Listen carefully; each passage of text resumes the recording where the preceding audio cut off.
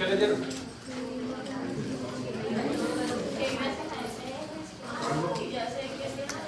no nos morimos.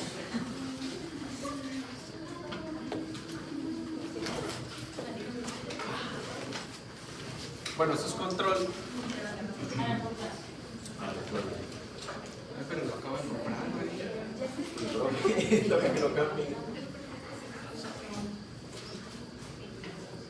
Control a largo plazo. Pero bueno, yo sí estoy con un mercado. Nada, no nos van a comprar el marcador en dolarcito.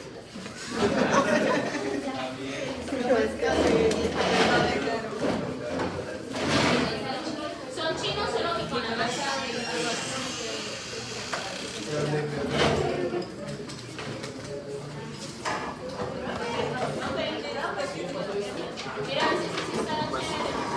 ¿Es borrable?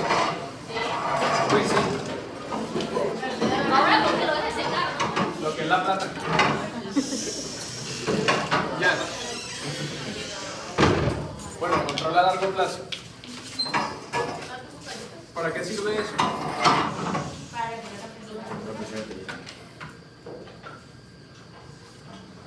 ¿Qué diferencia hay de esto con los barorreceptores?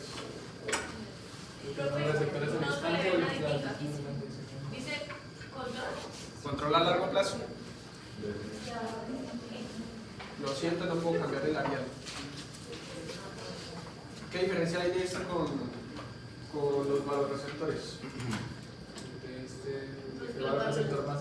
Son inmediatos. ¿Quién es inmediato? El valor ¿Y esto más o menos cuánto tiempo empieza a hacer efecto? 30 minutos. Desde más o menos 30 minutos a una hora. ¿Y puede mantenerse por cuánto tiempo? Indefinidamente.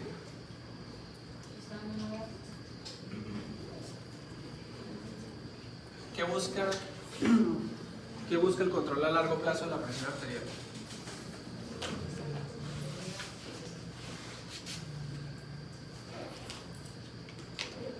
¿Qué busca? ¿Qué busca el control a largo plazo de la presión arterial? Mantener como una estabilidad en los niveles de la presión, o sea, que más o menos si yo manejo 125 de sistólica y 70 de diastólica, pues que la mantenga más o menos en ese rango. O sea, técnicamente esto no está independiente de los barorreceptores, ¿sí? Los barorreceptores modifican cuando yo me desvío de estas curvas de presión, y mantener estas curvas de presión es gracias a quién? Pues al eje. ¿Sí o no? ¿O estamos confundidos? Listo. ¿En qué situaciones me puede a mí servir el eje o en qué situaciones se activa? exceso de sal, de sodio. Uno, deshidratación. Por allá dijeron exceso de sodio. ¿Será que sí o será que no? Sí, pues se va ligado ahí a la sodio. Pero no aumenta el sodio. Cuando incrementa el volumen, cuando incrementa el sodio, se activa el eje para. Pero el eje lo que busca es aumentar la presión. Ah, sí, sí. Pero por eso el eje no atrae sodio y agua. Sí. ¿Tú eres? Una. Sí, la compañera lo estaba invirtiendo. Sí. Pero, o sea, siempre que yo tengo algún balance en el sodio, necesariamente voy a activar el eje. Por ejemplo, si el día de hoy yo no como sal, ¿ya se me va a activar el eje? O si como mucho sodio, el día de hoy ya se me va a activar el eje. Acuérdense que la primera regulación es que la que se llama diuresis por presión. ¿Sí lo leyeron por ahí? Por ahí está. Y natriuresis. Básicamente, si como más de esto, pues incrementa esto, incrementa solito la absorción de líquidos, por lo tanto va con esto, y esto incrementa la presión ¿en quién? En el glomérulo. Entonces, más presión de agua, más orina, más se filtra líquido a los túbulos renales y por lo tanto se produce mayor cantidad de orina. Pero eso es igual a esto, al eje. Eso actúa diferente. ¿Sí? Lo que les quiero decir es que en condiciones normales nosotros, si tomamos mayor cantidad de líquidos, si comemos mayor cantidad de sal, esto se encarga de la regulación. ¿Sí me hago entender? Sin necesidad de meterse con esto, con el eje. El eje es más en condiciones donde o está amenazada la vida o ya la curva se está, digamos, modificando mucho, como por ejemplo en condiciones de deshidratación, condiciones de hemorragias. ¿Qué más? Deshidratación, ¿como cuáles? O sea, causas. Vómito, diarrea. ¿Qué más? Sí, fiebre alta y que no reponga. ¿Qué más?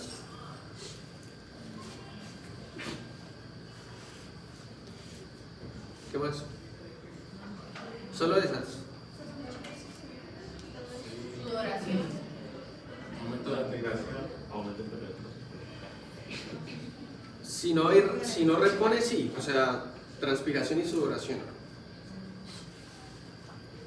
Si no repone, por ejemplo, estos manes que trabajan en Veolia recogiendo basura y eso en el día, y esos overoles que ellos tienen, esos overoles lo hacen sudar. Si ellos no reponen, entonces pueden entrar en deshidratación. Leve, moderado, severo. Cuando no hay salivación. No, porque el que no haya salivación ya per se es un signo de que está deshidratado. Micción mucho. ¿Cómo? Miccionar mucho. Poliuria en el diabético.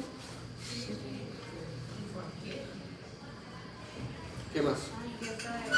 Quemado. Ahí está, quemaduras.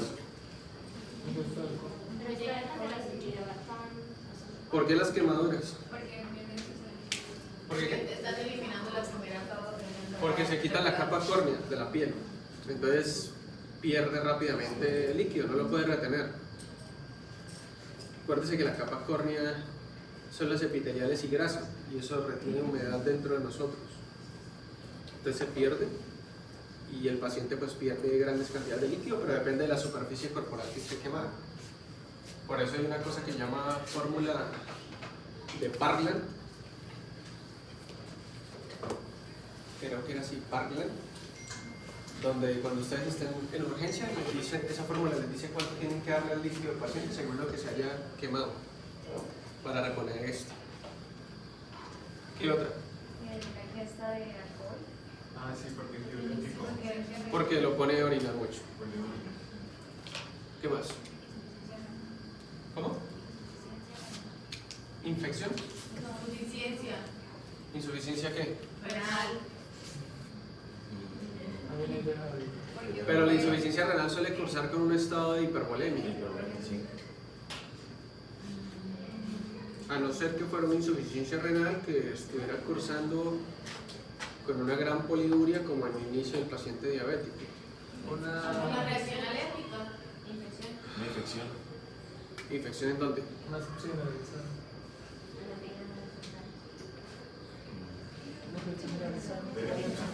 ¿Una sepsis? Sí, o sea, técnicamente cualquier tipo de infección me predispone a que me deshidrate. ¿Por qué? Porque uno, el paciente se pone en mal estado general. Entonces se siente mal y se acuesta en la cama y ni agua toma. Dos, porque cursa con fiebre. Tres, porque aumenta la circulación de la zona y eso pues permite que el paciente transpire más. Y lo otro es que cuando son, por ejemplo, infecciones respiratorias, el paciente cursa con aumento de la frecuencia respiratoria y aumenta la cantidad de vapor de agua que pierde por las vías respiratorias. ¿Sí se lo sabían? Cada que respiramos eliminamos vapor de agua por vía respiratoria. Entonces, si el paciente tiene, por ejemplo, una taquipnea, ¿qué es taquipnea? Aumento de la frecuencia respiratoria. Si el paciente respira más veces por minuto, elimina más vapor de agua y se puede deshidratar solamente con eso, si no le reponen pérdidas. Diarrea está ahí, sí, está la diarrea. Bueno, más que todo sería esto. ¿Listo? Hemorragias. Insuficiencia cardíaca. Bueno, sí, todo esto sería patológico, insuficiencia cardíaca sería más patológico, pero, o sea, estamos hablando de las condiciones para las que fue hecho el eje para protegernos. Y el estrés. ¿Estrés de qué? ¿De estudiar con parcial o qué? No creo. De venir todos los días a las 7 de la mañana. No creo. No, pero en serio, porque a veces a uno del estrés se le olvidan pues las cosas, como comer, dormir bien. Pero no se va a morir ni deshidratar.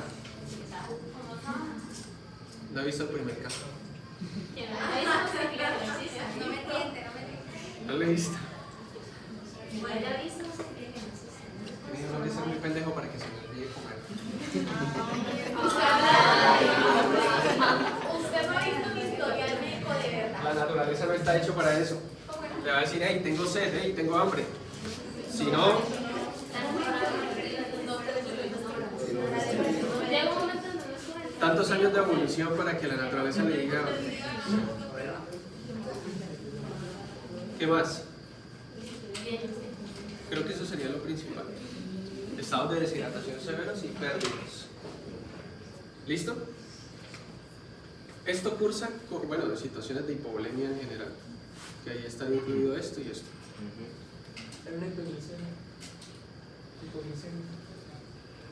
Hipoglicemia. Hipoglicemia.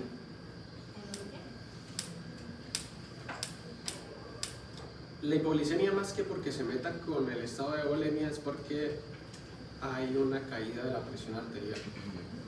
Entonces podría haber algo de activación del eje en ese sentido. En pacientes hiperglicémicos también, porque el hiperglicémico orina mucho, poliguria, y está acidótico. ¿Listo? Como la cetoacidosis diabética o el estado hiperosmolar hiperglicémico. Ya. Bueno, entonces ahora sí, ¿cómo se activa el eje? Profe, de manera sobre todo fisiológica no se activa el eje.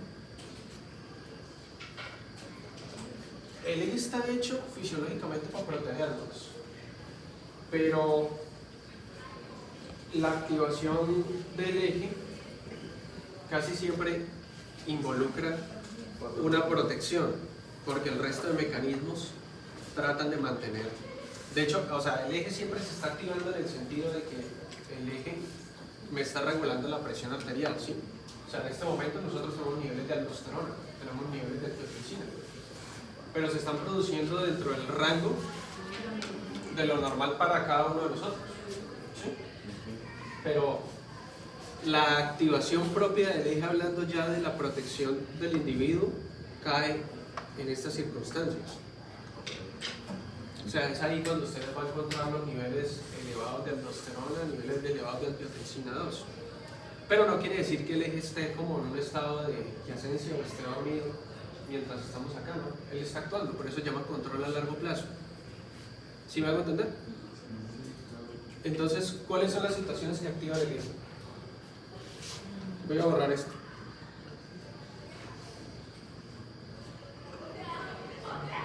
Hay varias. ¿Sí? ¿Cómo se activa? ¿Cómo inicia?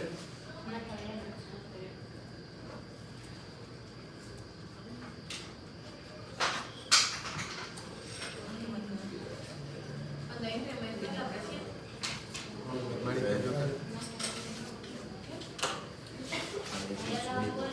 Entonces hay una caída en la presión arterial por alguna de las situaciones que vimos atrás. ¿Quién sensa esto? Entonces está, voy a esquematizarlo, hacerlo más, está el glomérulo aquí, por aquí está la parte tubular y el tubo lo da como una vuelta así, y acá más o menos hay unas células, no, por acá no, por acá estaría la arteriola aferente y por acá estaría la deferente, más o menos. Y hay un conjunto de células que están por acá y están por acá que se llama como las diosternoglomerulas.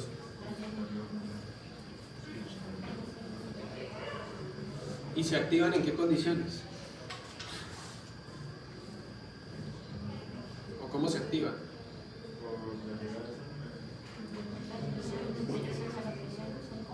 Se llaman justaglomerulares porque este es el glomérulo, ¿sí o no?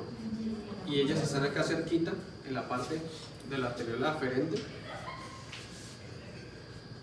Entonces están al lado del glomérulo, pero también las células de la mácula densa que están acá, al dar la vuelta, ya están en el túbulo distal. Pero al dar la vuelta, quedan cerca del glomérulo, ¿sí? Les digo esto porque ustedes leen, dicen túbulo distal, y el túbulo distal está lejos del glomérulo. Entonces van a decir, pero ¿cómo son células justaglomerulares? Es por eso, porque el túbulo distal se contornea y pasa muy cerca nuevamente del glomérulo. Entonces estas y estas forman parte del conjunto de células justaglomerulares. Y estas se activan como, ¿o son qué? ¿Qué tipo de receptores son?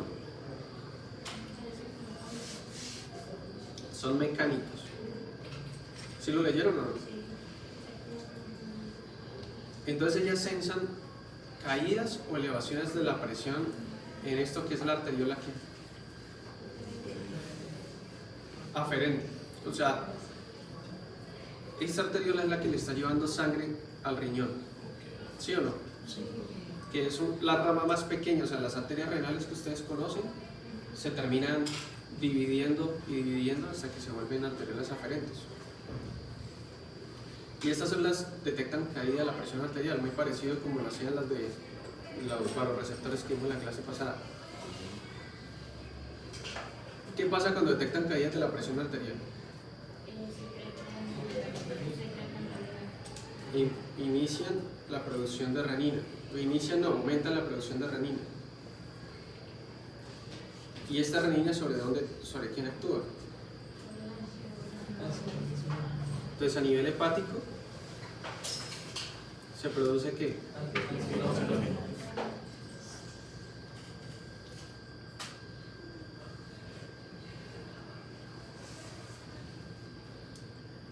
Que circula y se encuentra con la renina. ¿Y qué hace la renina?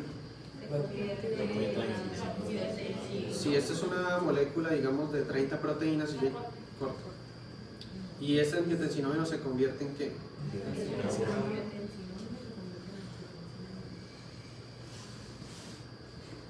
Y esta angiotensina 1 tiene un tiempo de vida muy cortico, ¿sí lo leyeron?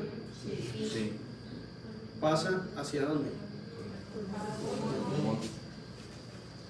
Pulmones. ¿Y se convierte en qué? ¿Quién la convierte? ¿Que está en dónde?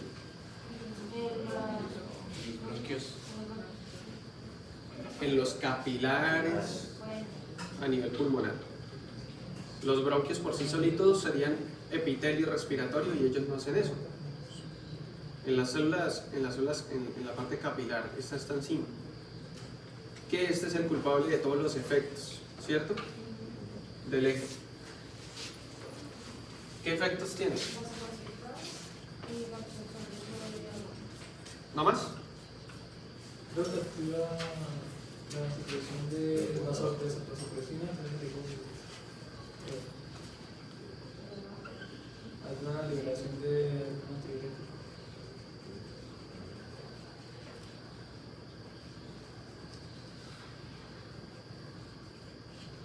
No, a ver, voy a poner acá.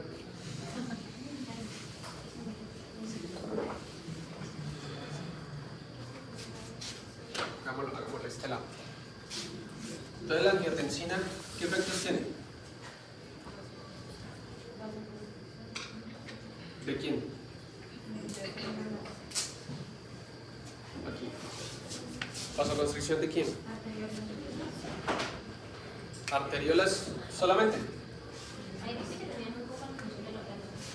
Tiene más efectos sobre la parte arteriolar. O sea, aumento de qué? Resistencia vascular, ¿qué? ¿Sí entiende por qué eleva la presión arterial? ¿Qué más? ¿Qué otro efecto tiene? Libera la AH. ¿En dónde? En la hipófisis. Y también en la glándula suprarrenal. Se va hacia la parte hipotálamo y terciaria. Esto sería hipotálamo y eso sería hipófisis. ¿Y a nivel de qué? ¿De la adenohipófisis o la neurohipófisis? Esa es neuro. Neurohipófisis, que produce dos tipos de hormonas que son ¿cuáles? Oxitocina y la vasopresina. Oxitocina Y vasopresina. y la vasopresina. Entonces tiene efecto a nivel de la producción de ¿qué? De hormona antidiurética. ¿Qué efectos tiene la hormona antidiurética? Absorción de agua. ¿En dónde? Túbulos distales. Actúa a nivel de los túbulos renales, sobre todo túbulo distal, más que todo, y colector. Y ella incrementa la expresión de acuaporinas a nivel de estos dos. Estos dos, el túbulo distal, eso lo vamos a ver ya, yo creo que esta semana, el renal. Ellos son impermeables al agua, ¿sí? Bueno, sobre todo este.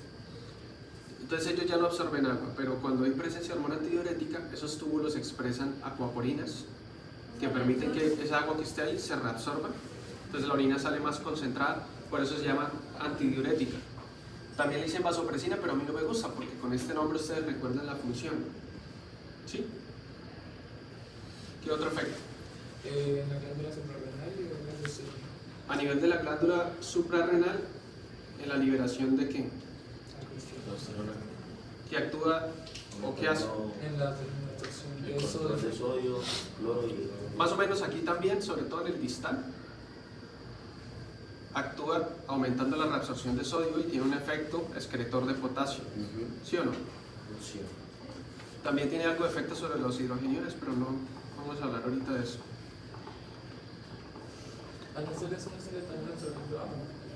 Al hacer esto, absorbe agua y también es en parte la aldosterona la que empeora ese estado de hipervolemia en pacientes que están insuficientes. Es por esto. ¿Qué otro efecto tiene la aldosterona? Perdón, la angiotensina. Es vasoconstrictora, ¿no? Aquí está. Aquí está. Aumenta la osmolaridad. Mantiene Sí. la osmolaridad. Sí, por esto. ¿Qué más? Díganme algo más.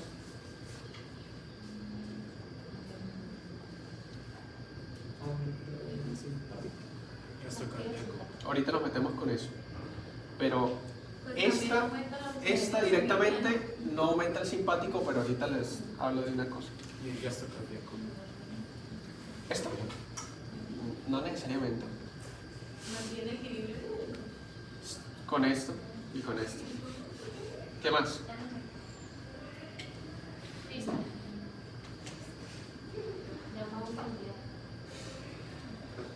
Pueden llamar al quien quieran, no les va a dar la respuesta. Tiene efectos a nivel cardíaco, patológicos, induciendo, resulta que la activación crónica de la angiotensina en el miocardio induce fibrosis e induce hipertrofia miocárdica por la vía patológica. Por eso es que el paciente con hipertensión arterial, no solamente porque el corazón hace más fuerza para vencer la hipertensión, sino por el efecto de la angiotensina a nivel miocárdico, el paciente hace hipertrofia miocárdica, pero por la vía patológica. Por eso es que el paciente hipertenso no va a hacer lo mismo hipertrofia que el paciente que hace ejercicio. Porque el paciente que hace ejercicio nunca lo va a hacer por la vía de la angiotensina 2. Son dos vías bioquímicas distintas. Esta induce expresión de genes con proteínas miocárdicas distintas a la vía fisiológica. Esta no induce vasonegogénesis y aparte con el tiempo induce fibrosis miocárdica. Por eso es que el paciente con el tiempo hace insuficiencia miocárdica. ¿Sí o no? Por eso es que los tratamientos, pilas a los que les toque hipertensión arterial, los tratamientos de la hipertensión que buscan bloquear el eje, que están los IECA, que son ¿cuáles? Sí, ¿cuáles son en el mercado? Enalapril, captopril, lisinopril, pero en el medio de nosotros son estos dos. Y están los ARA2, que son ¿qué? Bloqueadores de angiotensina 2. Antagonista receptor angiotensina 2. ¿Sí? Me colocan en UKIS bloqueadores y ya pero.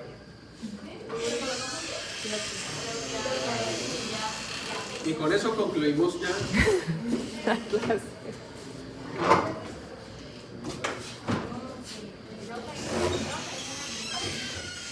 Y hasta que se manifestaron con algo. Me tenía pasando aceite. Se desesperaron y ahí sí se compadecieron. Quería resumir un tema. Robert, Señor. unos inhibidores de la anemia. El alisquireno cada vez se usa menos. Y el por qué, ya les digo por qué. En personas con insuficiencia renal crónica, notable hipertensión. Sí. Ahí, bueno, entonces los jarados, ¿cuáles son? Lorsatán, lorsatán,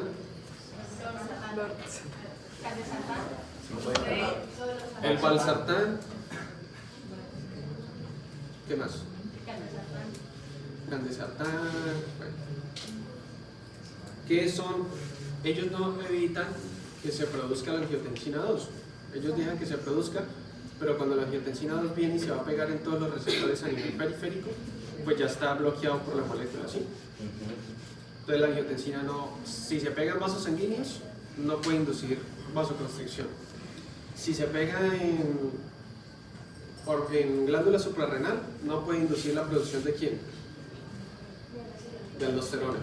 Si llega a nivel hipotalámico, no puede ejecutar la orden de producción de antidiurética.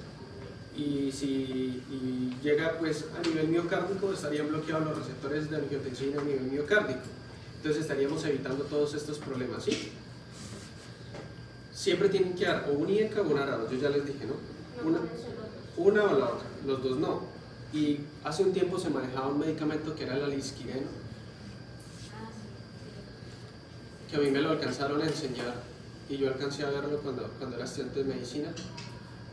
Alcancé a verlo y es un bloqueador de la producción de renina, pero tenía muchos efectos porque al bloquear la renina bloquea el eje desde lo más primero y los efectos eran muchísimos, ¿sí?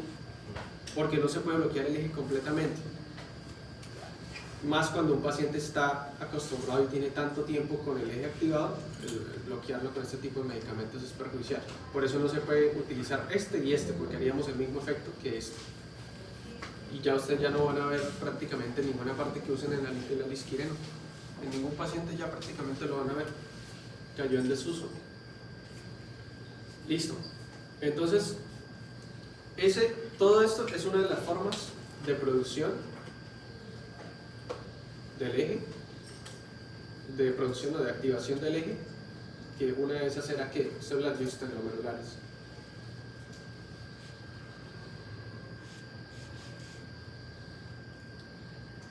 Esa es una de las activaciones del eje. ¿Cuál es la otra? ¿Cuál es la otra forma?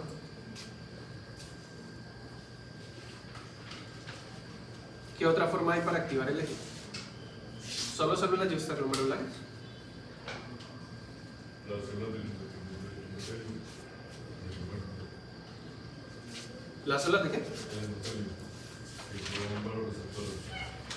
Esto. Esos son los receptores. Caen acá, caen todas ahí, toditas caen ahí. ¿Qué otra? ¿Qué otra manera hay para activar el eje? Una es con las células juxtaglomerulares que detectan la caída de la presión arterial. ¿Cuál otra?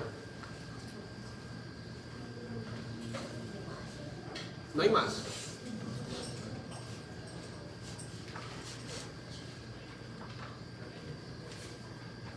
Defequen ideas, vamos. Defequenlas. Hay más.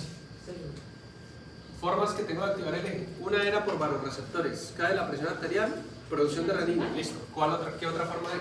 Por una hipertensión constante. Pero no, ¿cómo? Ahí sería cuando alguien sufre, por ejemplo, de hipertensión.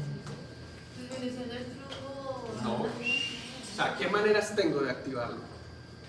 Disminución del flujo renal, sanguíneo renal. Quimioreceptores, ¿cómo? No sé, Con el aparato. Ay, Liberación de renina. este ve que no. Acá está mácula densa, quimiorreceptores, le pegó. Pero ¿cómo? ¿Cómo esto puede activar el eje? La producción de renina y todo lo demás. Ahí por. Disminución de sodio, ¿por qué? ¿Cómo? Eso lo censo. Pero ¿por qué habría acá disminución de sodio? ¿En dónde? Acá a nivel renal, él dice que acá censa la disminución de sodio. Y él tiene razón en lo que dice. ¿Pero por qué? Si lo piensan no tiene mucho sentido. Pues no se activa el sistema de renina. Todo esto es para activar el sistema de renina que funciona aldosterona. ¿Por qué acá una caída? Todo está relacionado. A ver, ¿cuál es la función del eje? ¿Cuál es la función del eje? ¿Aumentar qué? Ya. Sí, o sea, apartamos de ahí. Entonces, ¿por qué acá, si yo detecto una caída del sodio, ¿sí? Si yo acá en la mácula densa detecto una caída de sodio, ¿por qué eso activaría el eje? Por pura lógica. El sodio lleva agua. Bueno, y ¿por qué si tengo una caída, si esto lo que busca es elevar la presión arterial, ¿por qué si tengo una caída de la presión arterial, acá tendría disminución del sodio, acá en este túbulo distal? Llegaría a menos. ¿Por qué creen? Desequilibrio.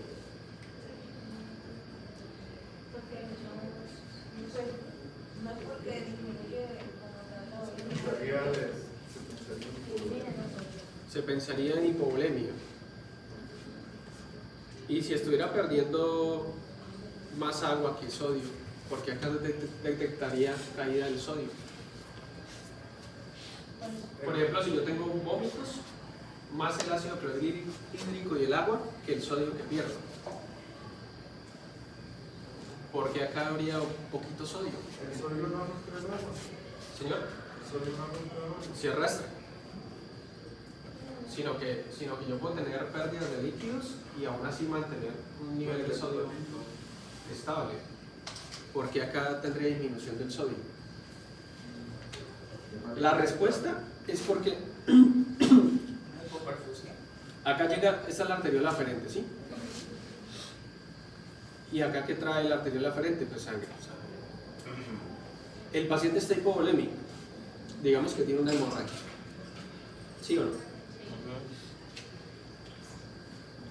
El paciente tiene una hemorragia, acá el líquido va a llegar con más o con menos presión. ¿Menos? Menos porque el paciente está perdiendo sangre. El paciente está perdiendo sangre, entonces ¿usted cómo va a llegarle presión a una manguera si no hay agua? No tiene sentido. Entonces, al paciente le está llegando menos sangre porque tiene una hemorragia y entonces acá llega la sangre con poca presión, ¿sí o no? Sí. La sangre tiene que empezar a pasar todo este camino, se filtra con poca presión y empieza a pasar por este camino. Al filtrarse con poca presión, la sangre pasa muy lentamente por este camino. Contrario si llegara con bastante presión. Al llegar con más presión, recorre todo esto mucho más rápido. ¿Sí o no? Lo mismo otra vez la manguera. Una manguera que usted abre la llave y casi no llega agua, el chorrito se demora en salir por el otro extremo. En cambio, si llega con bastante presión, rápidamente la manguera evacúa el agua. Acá, en el túbulo proximal, hay las células epiteliales del túbulo. Ellas se encargan de reabsorber sodio, glucosa, agua. Y reabsorben aproximadamente un 65 a 70% más o menos del sodio y el agua que llega. Eso en condiciones normales. Ahora, si usted pasa esto lentamente por acá, este porcentaje se incrementa. ¿Por qué? Porque dura más tiempo. La alegoría que siempre les enseño de una cinta transportadora y acá hay unos monos y acá hay bananas.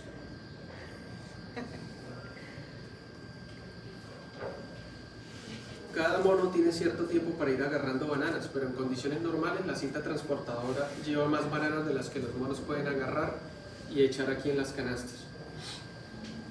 ¿Sí? Esto sería en condiciones fisiológicas. El túbulo, las bananas serían que el sodio, y los monos ¿quiénes serían? Las células tubulares, epiteliales tubulares. Si esta cinta transportadora disminuye la velocidad, los monos tienen muchísimo más tiempo para agarrar ¿qué? Bananas. Por lo tanto, este porcentaje incrementa 80, 85%, tal vez más. Por lo tanto, acá va a llegar menor cantidad de ¿qué? Porque casi todo se reabsorbió por aquí. En teoría, esto también es un mecanismo protector de reabsorción de sodio, sin depender totalmente de la aldosterona. Porque al reducir la presión acá, el mecanismo está hecho para que, ok, llega con menor presión, entonces se necesita reabsorber más sodio para reabsorber más agua, y al llegar con menor presión va más lento, se reabsorbe más sodio en el túbulo proximal, que realmente es el que reabsorbe la mayor cantidad de sodio a nivel fisiológico. Cuando hay menor cantidad de sodio, entonces esta mácula densa detecta ¿qué? La caída del sodio, y como está acá cerquita del glomérulo, es un estímulo directo para la producción de ¿qué? De renina. Entonces ya tenemos dos mecanismos independientes para la producción de renina, ¿cierto? La caída de la presión arterial y la disminución del sodio a nivel de ¿qué? Túbulo distal. ¿Qué irritaciones se presentan?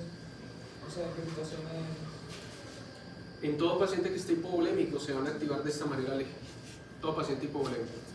Lo que pasa es que en mayor o menor medida, dependiendo de la hipovolemia, ¿no? Ustedes saben que hay leve, moderada y ya un estado severo. Entonces, dependiendo de la deshidratación, la hipovolemia que el paciente tenga, esto va a estar más o en menor medida activado. Pero técnicamente en todo paciente se activaría de la misma manera. Sino que les estoy contando todas las formas en que se puede hacer. ¿Cuál otra? Falta otra. ¿Cuál otra? No se les va a olvidar nunca el eje.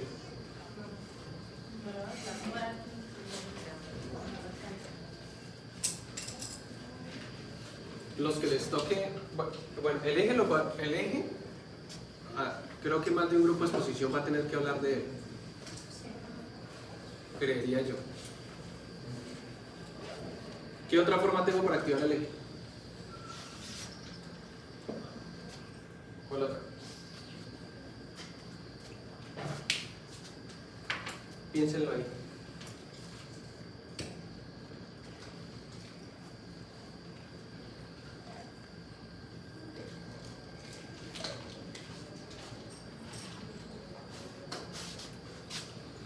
Bueno, tocó. Córtala. Ya, sin tirarla, ¿no?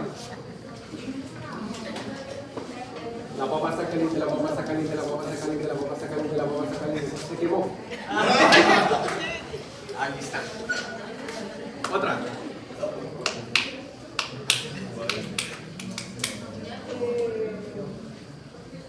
Podría ser como lo que nos dijo del corazón la vez pasada, ¿Qué?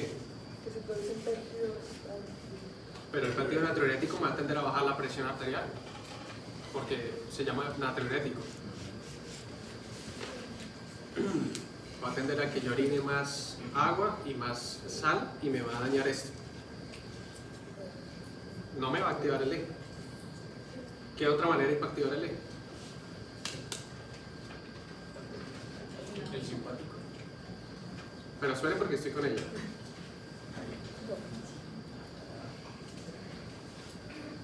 ¿La quiere agarrar la pelota? ¿No? ¿Seguro? Acuérdense que si responden bien es un puntico, ¿no? Si la quiere agarrar, la puede agarrar. Que la agarre, que la agarre. Tienen que estar seguros porque si se equivoca también va. Doy, pero también quito.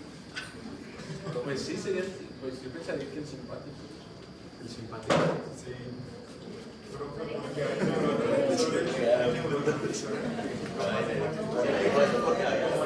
Claro, creo que ganar los puntos. Sí, señor. El sistema, Se lo dijo hace rato. pero no me lo dijo ahorita que pregunté. Ay, pero ustedes ya no están cumpliendo con El nada. simpático. El simpático me activa el eje. ¿Cómo? No, adrenalina. Sí. Porque estimula la El simpático tiene liberación de reina. catecolaminas, pero ¿cómo activa el eje? La adrenalina. O sea, el simpático no detecta la hipovolemia. El simpático es producido por la hipovolemia. La adrenalina. El paciente se está desangrando. Tiene una hemorragia, ¿cierto? Que es una condición que amenaza ¿qué? La vida. Es una condición de alto estrés. Eso sí es un verdadero estrés. No, lo parcial.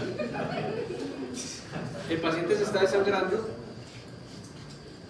se activa todo esto, pero al estar el paciente con un estado desangrado hay una activación del simpático, porque acuérdense que la clase pasada les dije que el simpático buscaba elevar la resistencia vascular periférica, vasoconstricción venosa, para sacar toda esa volemia que está acumulada, que es más o menos 1 a 1.5 litros en venas, ¿sí o no? Aumenta gasto cardíaco y tienen como un plus que no les había dicho hasta ahora, la activación del eje. Las catecolaminas tienen injerencia directa sobre la producción de renina. Entonces, la producción de catecolaminas a este nivel puede inducir la producción de renina. Y esas son las tres maneras que tienen. ¿Sí? Todas esas son las formas que tienen para activar el eje. ¿Sí entendimos o no? Sí.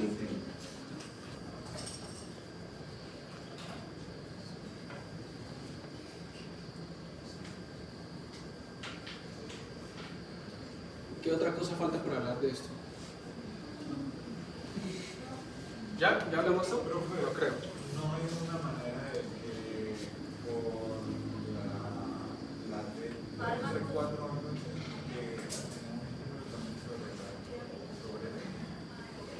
Me está hablando de que el hipertiroidismo, que si la hormona tiroidea se está estudiando si la hormona tiroidea puede actuar independientemente aquí en la producción de renina.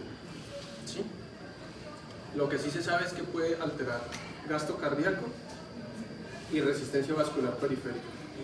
Pero todavía está en discusión si en esto también. Renina. tendría que ser por medio de los electrolitos. Tendría que estar ocasionando algún estado, por ejemplo, de activación del simpático, que podría ser. O si fuera, por ejemplo, en una tormenta tiroidea, que es la urgencia máxima del hipertiroidismo, el paciente empieza a deshidratarse porque le incrementa la temperatura, el paciente se deshidrata por temperatura, incrementa la frecuencia respiratoria, se deshidrata por transpiración. Y a nivel hidroelectrolítico, sí, lo pone a orinar más por el incremento de la presión arterial y el gasto cardíaco, y por lo tanto ahí amenazaría la vida y la misma patología activaría el eje. Pero ya sería por hormonas tiroideas. Por hormonas tiroideas, más que porque la hormona tiroidea actúe directamente sobre el eje, es porque los efectos patológicos de la hormona activarían el eje indirectamente. ¿Sí? Es como decir el corazón no tiene un medio directo para estimular la producción de renina él solito. O sea, no hay una sustancia que el corazón produzca, que llegue y produzca renina, o que libere renina. ¿Sí me hago entender? ¿Cómo la activa el corazón? Pues porque llega menos sangre al riñón. Y entonces ese es el estímulo directo para la producción de renina. Entonces podemos tener, en donde hay un estímulo directo, por ejemplo en la parte de las catecolaminas.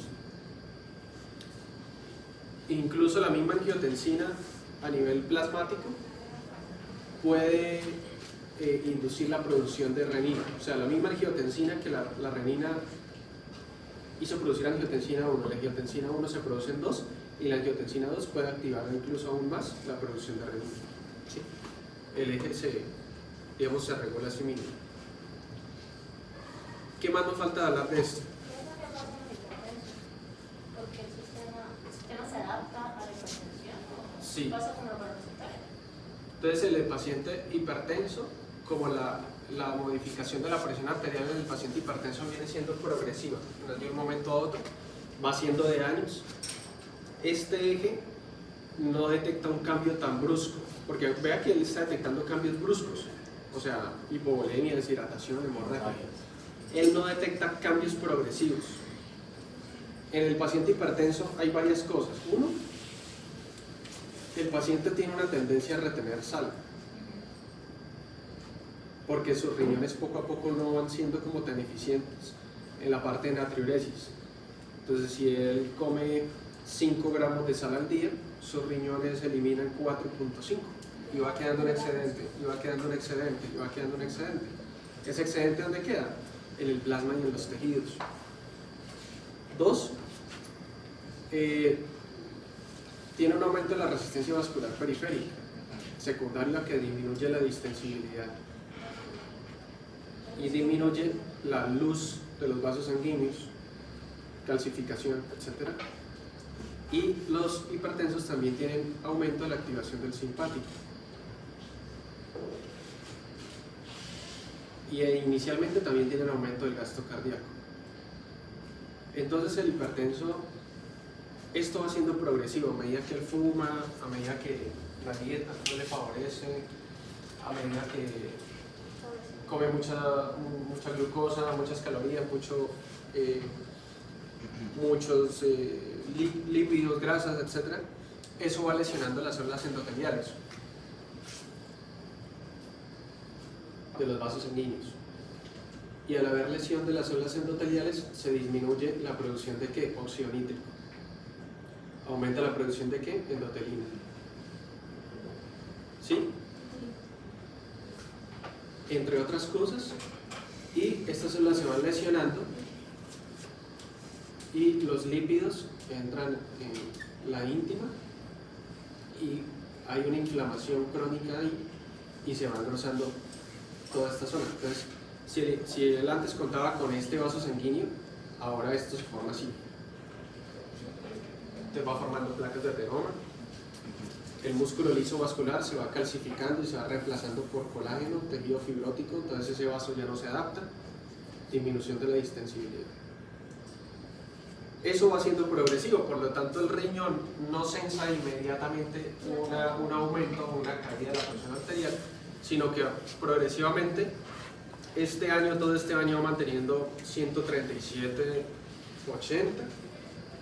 Para finales de este año va subiendo a 140/85, para el otro año ya está 140/90 y va siendo progresivo y él no se da cuenta.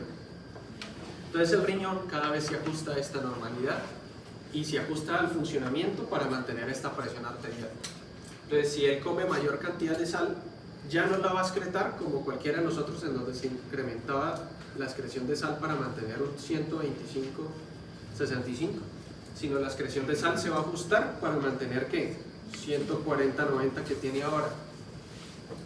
Y aún así lo va a hacer de manera ineficiente porque cada vez tiende a quedar un remanente de sal, de sodio. Entonces esto se ajusta al hipertenso y va haciendo un círculo vicioso porque a medida que va incrementando la presión arterial, este mecanismo se va ajustando y entonces empieza a sufrir ¿quién? Pues vasos sanguíneos. Primero empieza a sufrir riñón. Esto parece más una oreja. El riñón, ¿por qué sufre? Porque lo que les estoy comentando no llega a la suficiente perfusión, ¿sí? Entonces hay zonas del riñón que van quedando isquémicas progresivamente, van funcionando cada vez menos. Al no llegarle sangre a ciertas zonas del riñón, pues esas zonas no filtran y el paciente entonces ya no está trabajando con el 100%, sino que empieza a trabajar cada vez con menos. Y estas zonas que están isquemiándose o que les llega menos sangre, no solo trabajan menos, sino que al final de estar tanto sufriendo en hipoxia, terminan dañados. ¿Sí? Se terminan perdiendo. Y entonces el paciente empieza a bajarle ¿qué? La función renal. Por eso es que el paciente hipertenso con el tiempo deja prácticamente de funcionar en los riñones. Al mismo tiempo acá, pues la hipertensión hace que llegue la sangre a cierta parte del riñón con mucha fuerza y eso va dañando los capilares glomerulares, y por eso en un inicio el paciente hipertenso puede tener proteinuria, pero después ya deja de orinar. ¿Por qué? Porque estos capilares, primero la perfusión disminuye tanto que ya no filtran lo mismo, y estos capilares de estar destruyéndose continuamente, acá hay un proceso de cicatrización y fibrosis. Entonces ya deja de orinar proteínas y deja de orinar también. Exacto. Por eso yo les decía, ¿qué días alguien me preguntaba? Yo le decía, depende del estado de insuficiencia, creo que fue usted, depende del estado de insuficiencia renal en el que esté. En un inicio puede haber proteinuria, lo mismo en el diabético, pero ya después no hay proteinuria ni hay nada porque sencillamente no orina. Ya es muy poquito lo que orina. Eso es lo que sucede. Entonces el riñón detecta alteraciones de la perfusión y siempre lo va a detectar como hipovolemia, ¿sí o no? Entonces hay activación del eje. Como hay activación del eje, pues la angiotensina incrementa ¿qué? Resistencia vascular periférica, y eso incrementa las cifras de presión arterial.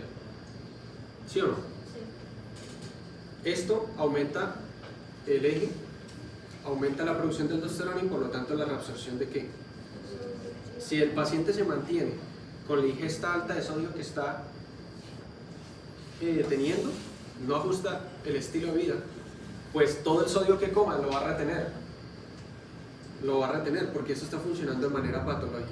Entonces está incrementando la ingesta de sodio, y no le pasa lo de nosotros, que orinaría más por el mecanismo de natriuresis. Él lo tendría inhibido por la activación del eje, por la hipoperfusión que desencadena la misma hipertensión arterial.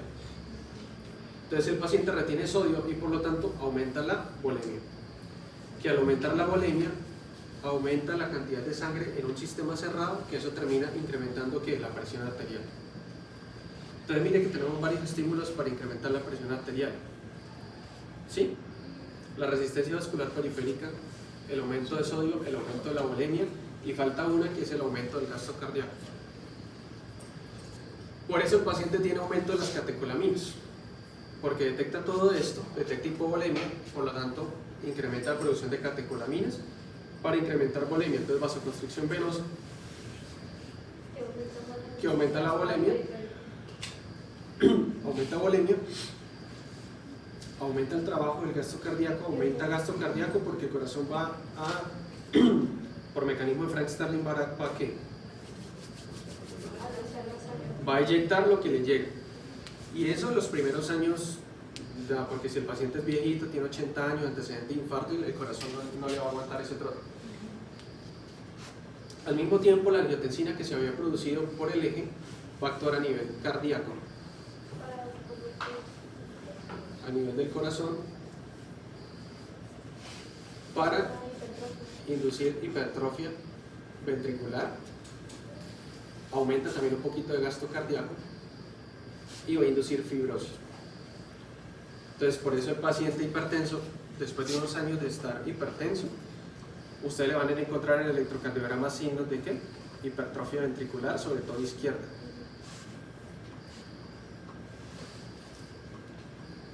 El paciente va a empezar a hacer isquemia miocárdica con el tiempo, no de una vez. ¿Por qué hace isquemia miocárdica? Por la cantidad de músculos que hay. ¿Por la qué? Las coronarias no son capaces de suplir No lo entiendo. Las coronarias no son capaces de suplir el músculo ventricular. Las coronarias no son capaces de suplir las necesidades del músculo, sí es cierto. Porque es que este mecanismo, yo les dije, induce hipertrofia, pero no induce ¿qué? Crecimiento de nuevos vasos sanguíneos. Entonces el músculo cardíaco, ¿sí? Crece. Si antes tenía este grosor la pared del ventrículo, ahora tiene este. Y los vasos sanguíneos, digamos, ustedes saben que viene de pericardio a ¿dónde? Endocardio. y ahora solamente llegan hasta acá, y antes alcanzaban hasta acá. Entonces va a quedar siempre un remanente de músculo que está mal perfundido, ¿sí? Tanto abajo como arriba, porque estos tienen proyección, entonces ya ahora hay más cantidad de músculo, trabaja mucho más, mayor cantidad de fibras, con la misma porción de sangre que le llegaba cuando estaba normal. Entonces empiezan a haber zonas menos perfundidas que otras. Con el tiempo las zonas que están bien perfundidas pues se mantienen técnicamente, pero las que están mal perfundidas con ese tiempo empiezan a entrar en atrofia e incluso en apoptosis, y eso termina haciendo que el paciente pierda músculo cardíaco e incluso induzca fibrosis. Entonces el corazón se vuelve grande, pero se vuelve un corazón dilatado, tiene menos miocardio, Pierde la fuerza de contracción. pierde fuerza de contracción, pierde gasto cardíaco, pierde la capacidad de adaptarse a esto y empeora la perfusión a nivel renal, porque ahora tiene menos fuerza para inyectar sangre. Entonces empeora la perfusión y el riñón piensa que está incluso aún peor en hipovolemia y sigue activando el eje, ¿sí? Y sigue empeorando esta situación. El paciente, como está hipertenso y ahora tiene formación de placa, esta placa en algún momento por las altas tensiones de la presión puede romperse, viajar hacia coronarias y bloquear esto y hace un infarto en esta zona. Eso también sucedería en una comunicación interauricular. ¿Cómo? Eso también sucedería en una comunicación interauricular. No le entiendo, no le entiendo. El músculo cardíaco pues, se va deteriorando. ¿No? O sea que si el músculo al deteriorarse forma una comunicación que... No, por una comunicación interauricular pues sucede eso. No, no necesariamente. No, si hay buena perfusión, no. Y esto se mueve muy de manera crónica. Porque yo estaba leyendo lo de transposición de nervios básicos y eso decía que había una comunicación interauricular que aumentaba el circulación, pero no sé por qué sucede. Porque en la transposición de los grandes vasos, la aorta sale del lado Al contrario. de la pulmonar y la pulmonar sale del lado de la aorta. Y estos vasos no se suelen ajustar a la función del ventrículo. Y técnicamente empieza el ventrículo izquierdo a inyectar sangre que está con poca cantidad de oxígeno. Entonces eso a nivel periférico detecta hipoxia e incrementa las demandas del miocardio y la exigencia miocárdica puede inducir una hipertrofia. Pero es que la transposición de los grandes vasos tiene diferentes grados y casi siempre es incompatible con la vida si no se hace ningún tipo de cirugía. Los niños pequeños, recién nacidos, pueden durar algunos meses de vida con ello, pero pues, técnicamente no podrían llegar a adultos o tener un crecimiento normal con eso, porque van a estar siempre hipoperfundidos, no van a tener para crecer. En el momento que su cuerpo supere las demandas, sencillamente va a tener una muerte súbita. Entonces eso casi siempre se opera y cuando la cirugía es un éxito normal, y usted no va a ver que ese niño llegue adulto con una hipertrofia miocárdica, porque no duró años con eso. Entonces no se va a ver. Por eso en el paciente hipertenso entonces nuevamente el tratamiento. ¿El tratamiento lo cura? No. Acuérdense que nosotros prácticamente no curamos nada a estas alturas. Prácticamente no curamos nada. ¿Qué es lo único que curamos? Por ahí las infecciones. Y eso. Y eso. Siempre y cuando sean bacterianas y no tengan resistencia. De resto, suerte. Por eso es que ustedes ven en el video de Instagram que sale algún huevón hablando que cree que sabe medicina y dice a los médicos los entrenan para que no curen. Pues es que, bueno, las enfermedades no tienen prácticamente ninguna cura, a no ser que sean quirúrgicas.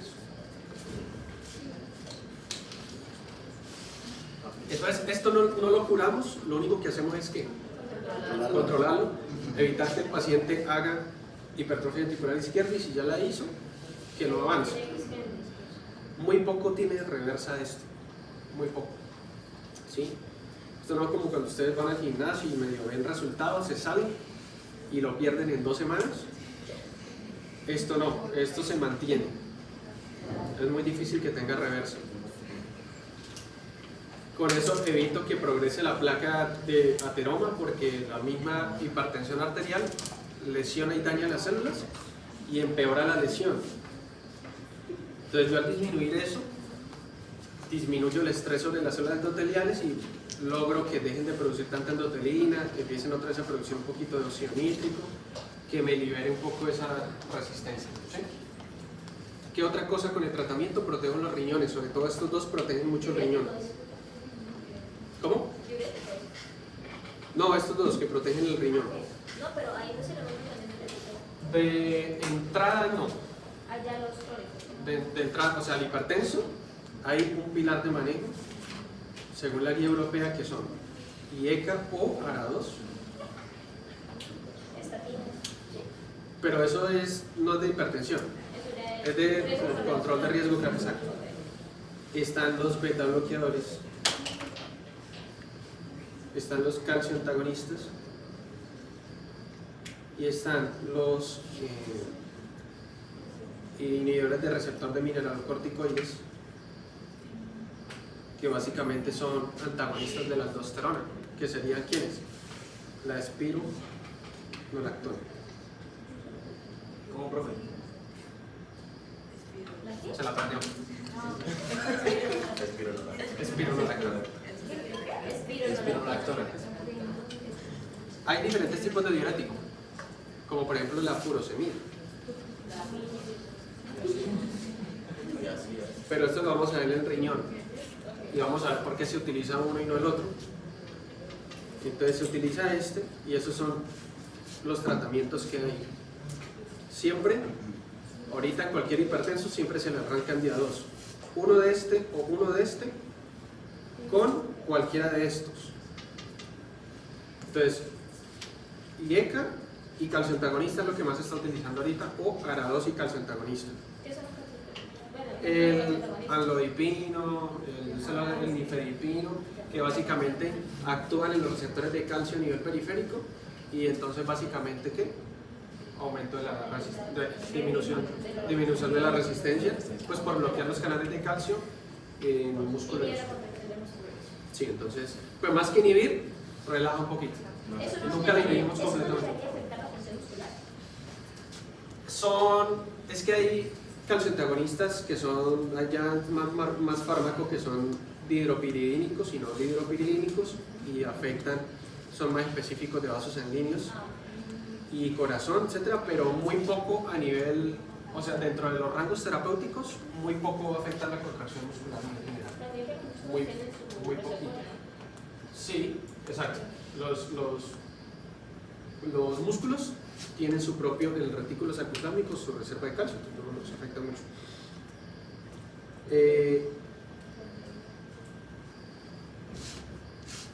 El nifedipino se suele usar por el efecto vasodilatador, tiene un efecto vasodilatador a nivel cerebral bastante interesante y le dicen oxigenante cerebral. Se utiliza mucho en mujeres con migraña para la prevención, tratamiento preventivo de la migraña. Porque la migraña es 10 a 1 mujeres-hombres, entonces es más frecuente la migraña en mujeres que nosotros los hombres. Nosotros los hombres no sufrimos de esa pulgadas. Embarazo, posparto, Ahorita van a llegar a nuestras palmas. Machista. Es que No, machista. es que no, pero eso es formativo, se nota directamente al Twitter. Hace 2 semestres una escritora puso allá una queja porque estaba yo hablando acá y yo decía, es que la obesidad, y esos son los peligros de la obesidad, y la obesidad causa esto, y síndrome metabólico. Me llegó allá una queja que yo era gordofóbico. ¿Y por qué? No, es que usted todo es con los obesos. Entonces, si voy a hablar de sistema respiratorio y hablo de asma, entonces que la tengo contra los asmáticos. tenemos que ir a terapia. En otro dije que la hidralacina, porque eso es cierto, la hidralacina se utiliza mucho en pacientes de raza negra. También fueron allá. Que no. Porque racista, ¿Pero por qué se usa? porque hay estudios que a veces las cosas en medicina más que por lógica, es por evidencia. Entonces, si alguno de ustedes hace un estudio y dice, yo junté pacientes que vienen del Catatumbo Norte de Santander que son oriundos de allá. Y los traté para una gripa con cetiricina. Y a otros pacientes, traté con cetiricina a pacientes de acá de la ciudad de Cúcuta y encontré que los que son oriundos del Catatumbo responden muchísimo más rápido a la cetiricina. Y el estudio de evidencia dice sí, definitivamente sí, esa gente de allá responde mejor. Entonces las guías de acá de Cúcuta dirían, todo que venga de allá, que se identifique que es de allá, que es oriundo de allá, para la gripa vamos a preferir cetiricina. ¿Por qué? Porque responde mejor. ¿Pero por qué? Tocaría empezar a estudiar el estudio genético, etc. Xenofóbico. ¿Right? ¿Sí? Tiene que entender que esto es muy desfasado. Sí, es que hasta me bota el día de la batería que me da. Entonces, hay estudios, en unos estudios cogieron pacientes de raza negra de Estados Unidos y dijeron, vamos a tratarlos con hidralazina para la presión. Y vieron que respondían muchísimo mejor que el resto de pacientes de Norteamérica. Y dijeron, no, pues si el paciente es de raza negra, hidralazina. Sino que la guía ahora, como estamos en la generación de Netflix, la guía dice, pacientes que se identifiquen o se autoperciban como negros. Ay, eso es verdad. Es la cosa más idiota, pero así está. Es que lo hablamos, pero Bueno, pero si te relacionas con la raza y entendí que se ponga eso. Así está. Entonces dice básicamente, usted le pregunta al paciente, ¿usted se identifica como negro? Y él dice sí. O sea, que yo me puedo identificar como otra nacionalidad. Ahora usted me va a decir, yo me identifico como estudiante de cuarto semestre. ¿Qué tiene que pasar? Profe, yo me identifico como médico. No, eso se llama transespecie. Yo soy un caballo. Bueno, ¿entendimos el tratamiento? Los que les toque, espero lo hayan entendido, porque los que les toque hipertensión arterial, lo expliquen.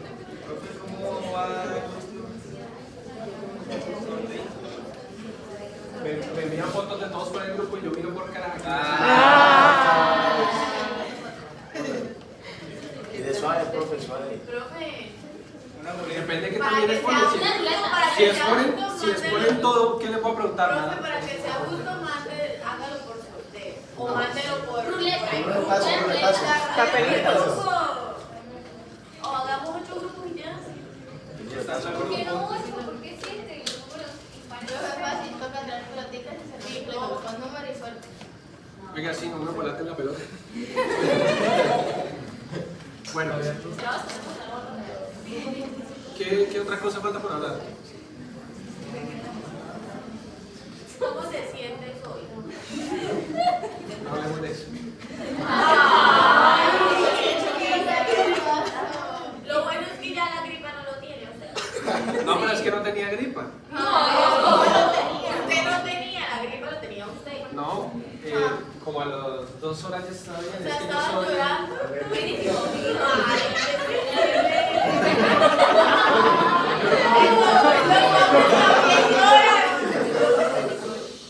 Yo no lloro. No, es que sufro de rinitis crónica. Y cuando me agarran las crisis, no hay nada que... Y ese día había mucho, tenía el aire, se me subió el gato en la cama, todo. Entonces estaba mal, pero nada que una fenilefrina no arregle. Fenilefrina. Yo ahorita voy a Monteluca, sí. Sí, Ya ya. la ceticina no me hace. Fenilefrina es un ¿qué? Un alfa-adrenérgico. A mí no me hace ningún antihistamínico. Porque esto ayuda contra la rinitis. Te abre las vías respiratorias. Porque No. realmente la personalidad es típica. Fenilefrina, ¿la venden acá en Colombia o no? No sé. Es verdad. No me pregunte por favor. Puras acetaminofén. Resulta que, sí, ustedes, pero ya les explico yo. Ustedes, esto forma parte de la clase. Ustedes mantienen comprando esos antigripales combinados. Ustedes lo han visto, que van y compran el Zetagrip, etcétera, cuando tienen una gripa ahí bien perrona. Si ustedes no se habían fijado qué componentes traen, que deberían hacerlo, traen un antihistamínico que casi siempre es cetiricina. Traen un analgésico que casi siempre es ibuprofeno o acetaminofén.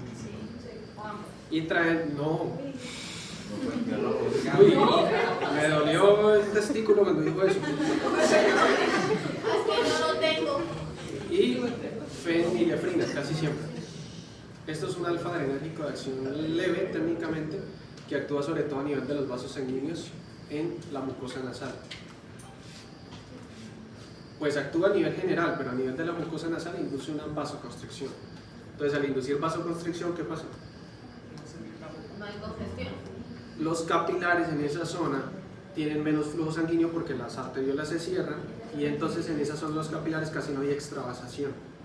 Entonces disminuye la congestión a nivel del moco y mejora pues la congestión. Entonces ya pueden respirar otra vez. Literal, ustedes sienten cómo es. Fenilefrina. Entonces está de venta acá. Ay, pero esto poquito. Solamente con los antigripales. Solamente viene así, no viene solo. Viene como combinado ahí entre todo. ¿Hay algún lado donde tenga? Por eso le digo que viene es con los antigripales, no viene ¿Y solo. usted cómo lo consiguió? Porque le ¿Cuánto toca. acaba de Con los antigripales. Ah, ¿Qué antigripal se Señor, recomiendo antigripal. hombre. ¿En qué antigripal se encuentra? Casi en todos los antigripales, en Cetagrip, los que vengan combinados, casi todos traen fenilefrina. ¿Cuál usas tú? O yo uso Cetagrip.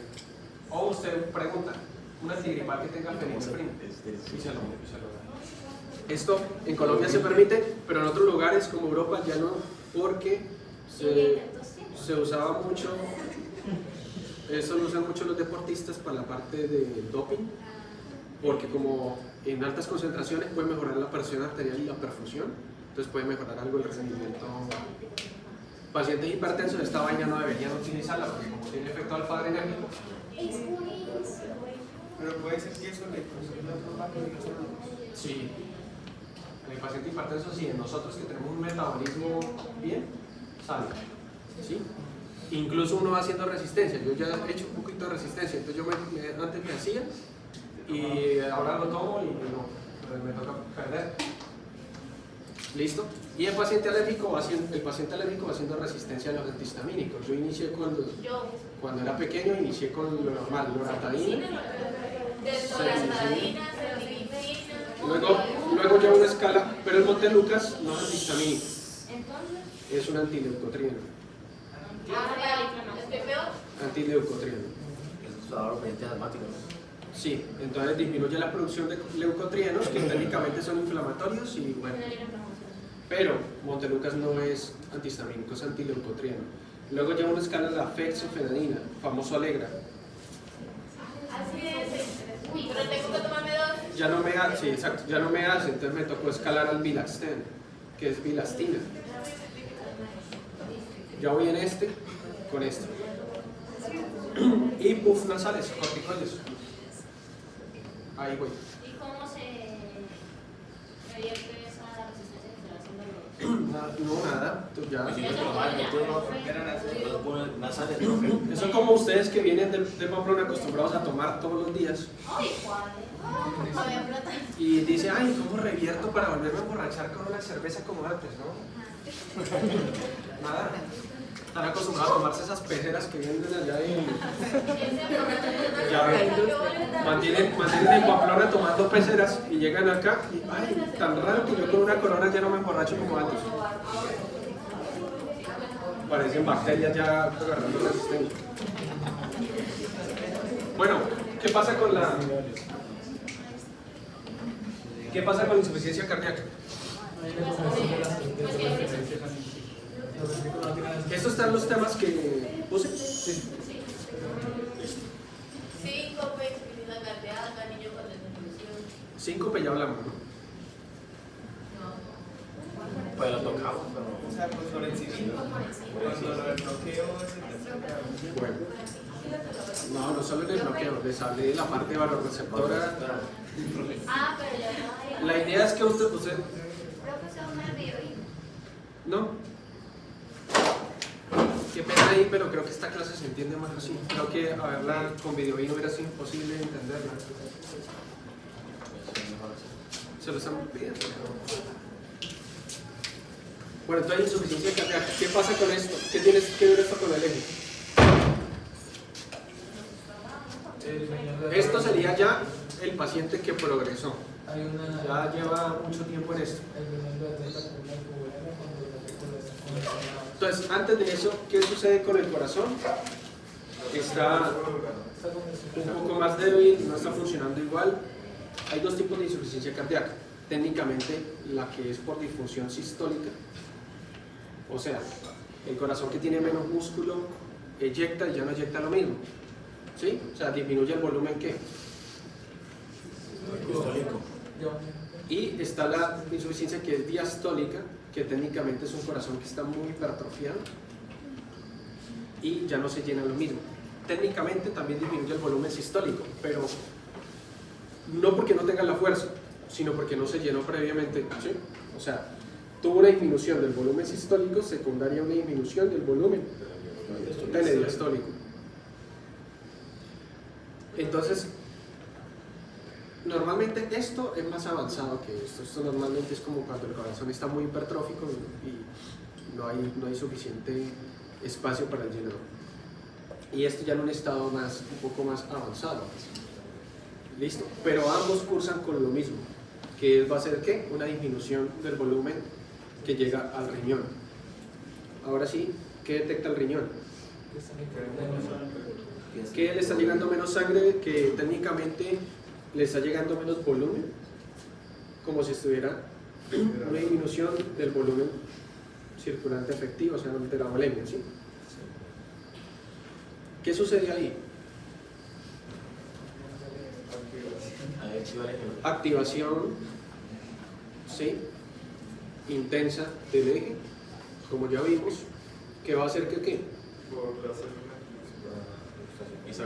Los aglomerulares van a detectar por mecanorreceptores como si hubiera una caída de la presión arterial por disminución del volumen. Eso aumenta la producción de renina. ¿Qué otra cosa? ¿Qué otra cosa sucede? También porque la sangre pues llega con más presión. Aumenta la renina. Aumenta la reabsorción de sodio por la disminución de la presión a nivel tubular y por lo tanto se activan las células de la mácula densa. Aquí. ¿Sí o no? Que finalmente hacen ¿qué? Que aumente la renina. La renina. ¿Qué más? Profe, aumento secreto. No. Aumenta la producción de renina. O sea, la mácula densa va y activa las células, forma parte de las células extraglomerulares, se activan este conjunto de células que se encargan de la producción de renina. Las activa directamente.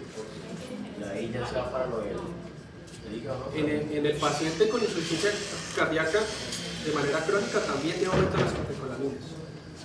También. Entonces, aumento de las catecolaminas. Del simpático, o sea. Simpático. No de manera intensa como el que se está desangrando, pero sí. De hecho, la misma angiotensina también cuando actúa sobre las glándulas suprarrenales, ustedes saben que estas son las que producen la mayor cantidad de ¿qué? De catecolaminas. Cuando actúan acá y inducen la liberación de aldosterona, también inducen algo de liberación de catecolaminas. ¿Este paciente qué va a hacer entonces? ¿Aumento de qué? ¿Resistencia vascular periférica? ¿Sí o no? ¿Por efecto de quién? De angiotensina 2. ¿Listo? Exacto. ¿Aumento de qué? Sodio. ¿Aumento de qué? Volumen. ¿Qué? Esto va a empeorar ¿qué? Esto. Porque como ya es un corazón insuficiente, por mecanismo Frank Starling no puede bombear lo que le está llegando. Entonces empieza a haber congestión y el paciente, entonces el ventrículo izquierdo cae aún más el volumen sistólico. Entonces, a nivel de las aurículas se incrementa la presión de llenado, a nivel pulmonar también, y el paciente va a hacer o puede hacer un edema pulmonar. Y ahí donde el corazón secreta el péptido natriurético. En estas condiciones el corazón ya está secretando péptido natriurético para evacuar un poco, pero él dice, estoy muy cargado, y él dice, no tanto. Le gana el eje. Le gana el eje. Sin embargo, él va a seguir intentando, y por eso en el paciente con insuficiencia cardíaca usted le toma péptidos natriuréticos y los va a encontrar elevados. Es un marcador, un biomarcador. En condiciones normales son los péptidos natriuréticos los que me controlan el eje. O sea, que ya ya se dieron cuenta de que ya se baja la acción de la presión. ¿O No. qué condiciones legales? No, esos péptidos no le pueden ganar al eje en ningún momento. Lo único que le ganan es, por ejemplo, en nosotros, cuando incrementa la bulimia súbitamente, o sea, por ejemplo, usted le mete al paciente 1 litro, litro y medio de líquido sin que lo necesite, ahí técnicamente va a haber distensión y se producen los péptidos. Y en parte va a ayudar a esa natriuresis. Ya. Pero en el paciente patológico que esto se perpetúa, nada. Es que a nivel fisiológico estaban hechos para disminuir la presión a nivel de las cámaras cardíacas. Pero el problema es que cuando esto se activa de manera patológica, pues no hay quien lo vence. Por ejemplo, el paciente con fibrilación auricular, con una FA, que todavía no tenga todos estos mecanismos, el paciente le puede referir que él siente palpitaciones. Llega, doctor, yo siento que el corazón va muy rápido. Y usted, ok, ¿qué otros síntomas tiene? Mira, doctor, que estoy orinando mucho. Usted dice, ¿qué relación tiene? Esta vieja se está haciendo, viene acá a hacerme perder el tiempo, ¿qué tal? Entonces, usted pues no lo toma como ningún tipo de síntomas o signos como de nada, ¿no? Y usted empieza a decirle, no, ¿será señora que de pronto que está tomando mucha agua? ¿No será que de pronto una infección urinaria? Etcétera. Pues no. La fibrilación auricular hace, por el estrés en las aurículas, que se produzcan péptidos natriuréticos. Y estos péptidos natriuréticos, como estos pacientes con FA, puede que no tengan todavía una activación del eje tan intensa. Los péptidos natriuréticos pueden hacer que el paciente orine mucho. Y él por eso refiere palpitaciones, por la arritmia que tiene, y por eso está poliúrica técnicamente. ¿Y eso me puede llevar a esa hipotensión puede llevar a una activación del eje? Si esto empeora, sí, pero normalmente al estar poliúrica, puede estar poliúrica y cuando empieza a orinar mucho y disminuye un poco la volemia, disminuye un poco la producción de péptidos. Sin embargo, siempre se mantiene porque es la FA la que perpetúa esto.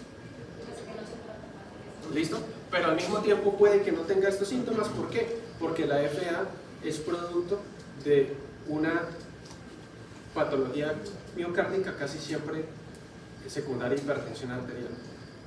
Entonces la hipertensión arterial puede producir FA y la hipertensión arterial puede producir activación del eje y puede ser que esté tan activado que los péptidos natriuréticos sencillamente no hagan el efecto.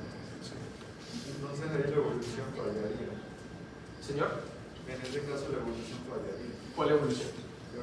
Mal mecanismo cuerpo. Lo que pasa es que no esperaban que nos volviéramos tan patológicos. La hipertensión arterial no estaba presente tanto en el ser humano como ahora. ¿Es posible que se llegue a presionar eso? Tal vez podría, pero nosotros estamos muy llenos de fallas.